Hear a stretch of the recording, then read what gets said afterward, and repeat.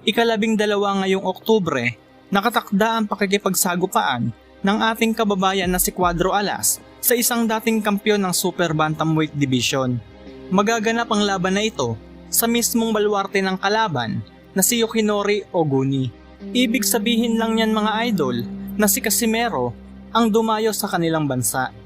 Unang beses sasampa sa lona ng bansang Japan at ito ang ika-11 bansang dinayo ng angas ng Pinas. Literal na road warrior, lintik mang wasak kahit pa mismo sa baluarte ng kalaban.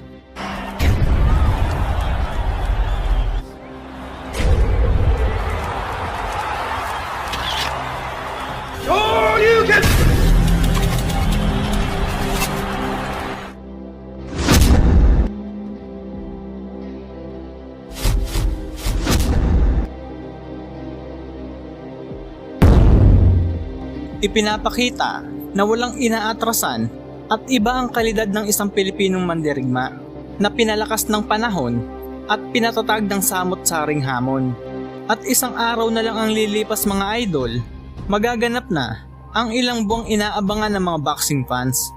Pati na din ang mga Hapon ay talaga namang tututok upang masaksihan ang lakas ni Cuadro Alas na nang maliit sa kanilang numero 1 boksingero na si Naoya Inoue. Pero bago maganap ang laban ni Casimero at Oguni sa bansang Japan, atin po munang balikan mga idol ang 10 bansang dinayo ng ating kababayan na si Cuadro Alas, Janriel Casimero.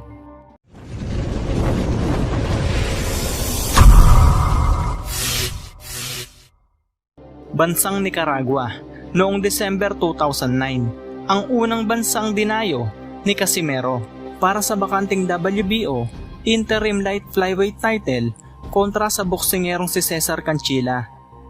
Sa laban nga na ito ay maganda ang ipinakita ni Cuadro Alas kung saan pinabagsak niya ng 3 beses ang kanyang kalaban.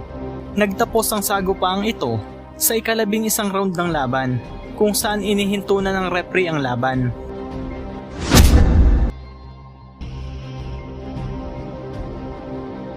Mexico, ang pangalawang bansang dinayo ni Casimero para idepensa ang hawak na titulo sa isang Mexican warrior na si Ramon Garcia Hirales.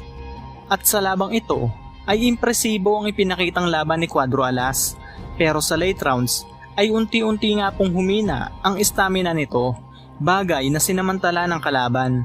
Nagtapos ang laban na humantong sa kamay ng mga hurado at ang resulta, mapait at malungkot na pagkatalo. Makalipas nga lang po ang 8 buwan, bagamat kakagaling lang sa pagkatalo ang ating pambato, ay nabigyan pa din ito ng pagkakataong lumaban. Ito ang unang world title fight ni Cuadro Alas kontra sa IBF World Champion na si Moruti Imtalani. Sa mga hindi po nakakaalam mga idol, si Imtalani nga po ay ang boksingerong tinalo noon ni The Filipino Flash, Nonito Donaire. Ang laban na ito ay naganap noong March 2011 sa bansang Africa, ang ika-3 bansang dinayo ni Janriel Casimero. Sa sagupaang ito ay nangayaw nga po ang ating pambato sa ika-5 round ng kanilang bakbakan. Ang dahilan nga po mga idol ng pagsuko ni Casimero ay ang nagkaroon nga daw po ito ng injury sa kanyang siko. At maliban dyan mga idol ay kinapos na din ito sa hangin. Dulot nga po ng hindi maayos na pag-iensayo dahil 3 linggo nga lang po ang naging preparasyon nito para sa laban. 2 sunod mang natalo ang ating kababayan, binigyan pa din ito ng pagkakataong lumabang muli sa Argentinian boxer na si Luis Alberto Lasarte. Naganap ang kanilang sagupaan noong February 2012 sa Buenos Aires, Argentina, ang pang-4 na bansang dinayo ni Cuadro Alas. Ang laban ay para sa IBF Interim Junior Flyweight title. Ang sagupaang ito ay naging makasaysayan at isa sa itinuturing na malaking riot na naganap at hindi malilimutan sa mundo ng boxing. Naging madumi ang bakbakang ito dahil sa mga pandarayang ginagawa ni Lasarte. Pero ganun pa man, nanalo si Casimero sa pang-10 round ng laban, kung saan winasak at binugbog talaga ng ating kababayan ang Argentinian fighter, kung saan pumagitna na ang referee at inihinto na ang laban. Kasabay niyan mga idol ay dito na nga nagsimulang magkagulo at sinugod ang kampo ni Casimero ng mga taga-suporta ni Lasarte. Matapos nga pong manalo ni Casimero at makuha ang IBF Interim Junior Flyweight title, ay kalaunan ay binigay na din po sa kanya ang regular na IBF Junior Flyweight title. Matapos nga po na hindi masunod ang mandato ng IBF ng dating world champion na si Ulysses Solis. Makalipas nga lang po ang mahigit isang taon, sa ikalawang pagkakataon ay ididepensa nga po ni Cuadro Alas ang hawak nitong titulo sa isang Panamanian boxer na si Luis Alberto Rios, at sa panglimang pagkakataon ay muli itong dadayo sa baluarte ng kalaban sa bansang Panama. Dito ay na-retain ni Cuadro Alas ang kanyang hawak na titulo via unanimous decision. June 2015, nang tangkaing agawin ni Cuadro Alas ang titulo ng isa sa pinakamaduming lumaban na boksingero, ang kampiyon noon sa IBF Flyweight Division na si Amnat Ruenrong. Ito ay ginanap sa baluarte ng kampiyon sa bansang Thailand, ang pang-anim na bansang dinayo ni Cuadro Alas. At sa bakbakang nga pong ito, ang inaasahang boxing fight ay tila wrestling match ang nangyari. Dahil nga po sa mga panggugulang na ginagawa ng kampiyon sa ating pambato, idagdag mo pa ang bias na referee. Ito ay umabot hanggang sa mga kamay ng mga hurado at itinanghal na panalo ang defending champion. Makalipas nga po ang kulang-kulang isang taon, ay nabigyan muli ng pagkakataon na maglaban si Casimero at Amnat Ruenrong upang tangkain muli na agawin ang titulong hawak nito at makaganti sa madayang kampiyon na boksingero sa pangalawang pagkakataon. Ito ay naganap na sa Beijing, China noong May 2016, ang ikapitong bansa na dinayo ng ating pambato. Sa laban na ito mga idol ay hindi na nga po umubra ang mala-wrestling na galawan ng kampiyon dahil ito ay pinag-aralan upang makuha na ni Cuadro Alas ang inaasam-asam na titulo. Sa pang-apat na round nga po mga idol, napabagsak nga po ni Casimero ang kampiyon gamit ang solid counter left hook na tumama sa nguya-nguyaan ng kampiyon.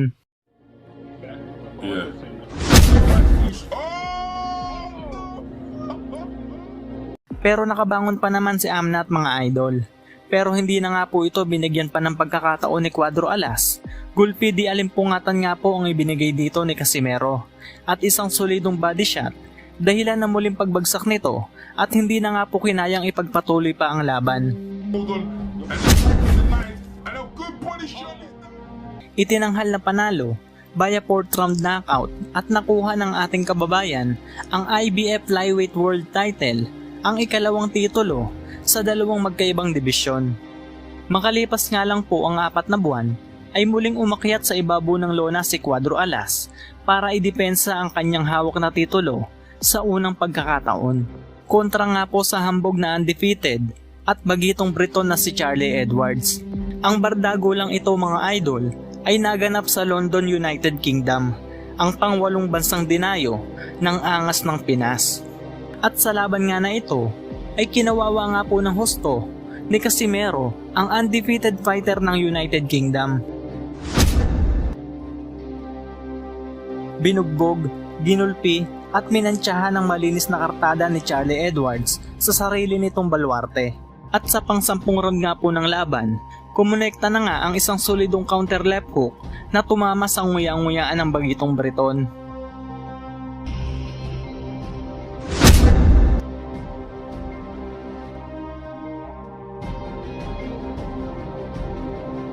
At sa pagbangon nga po nito, ay nakabang na nga po ang mabangis na leon upang lapain at tapusin na ang laban.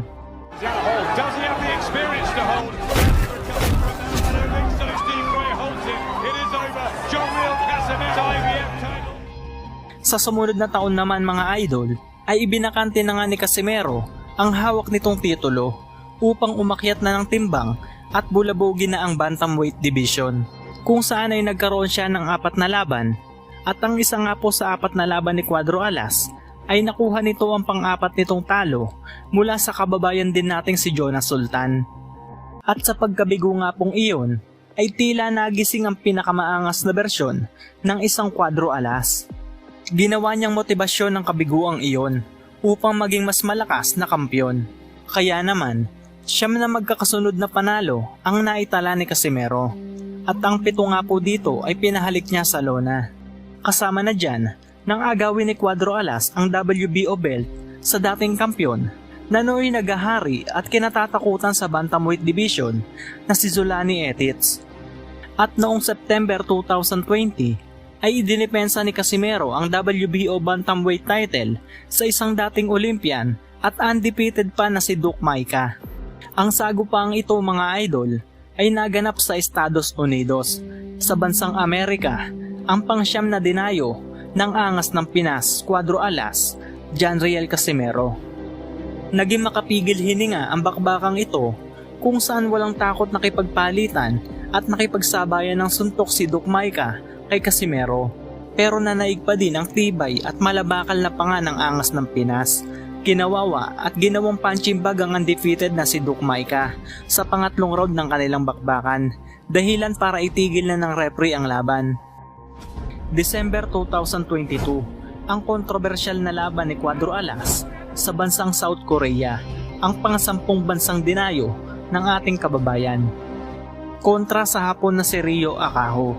Dahil na-miss at sabik sa pagbabalik si Casimero sa ibabaw ng lona, dahil 16 na buwan na walang laban.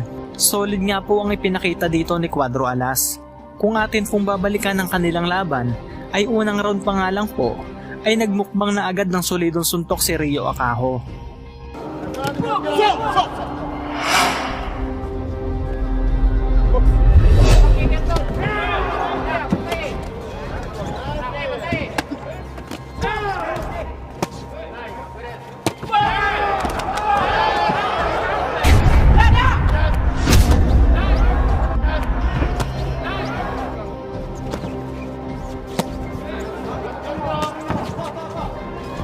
Bagamat napabagsak nito si Casimero sa pangalawang round ng laban, ay bugbog sarado at kumonekta ang mga solidong patama ni Cuadro Alas.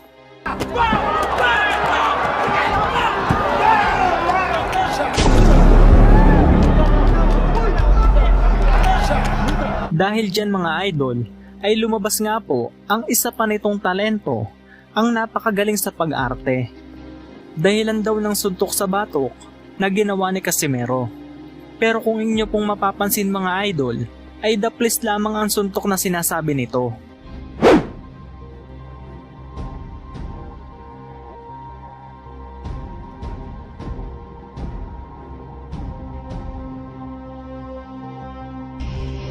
Dahil dyan mga idol, ay inihinto at nauwi sa no contest ang laban. Pero agad naman itong binawi matapos imbestigahan ng Korean Boxing Committee at ibinigay ang pagkapanalo kay Casimero via second round knockout. At dahil sa paparating na laban ni Cuadro Alas Casimero ngayong October 12 at sa Japan magaganap ang laban, ito na ang pang-11 bansa na dadayuhin ang pinakamaangas na boksingero ng Pilipinas na si Cuadro Alas, Janriel Casimero. Maraming salamat po at natapos mo ang video natin ngayon mga idol. Huwag mo sanang kalimutan mag-like, subscribe at pag-hit ng bell button para updated ka sa tuwing mag-upload ako ng bagong video. Maraming salamat po at God bless.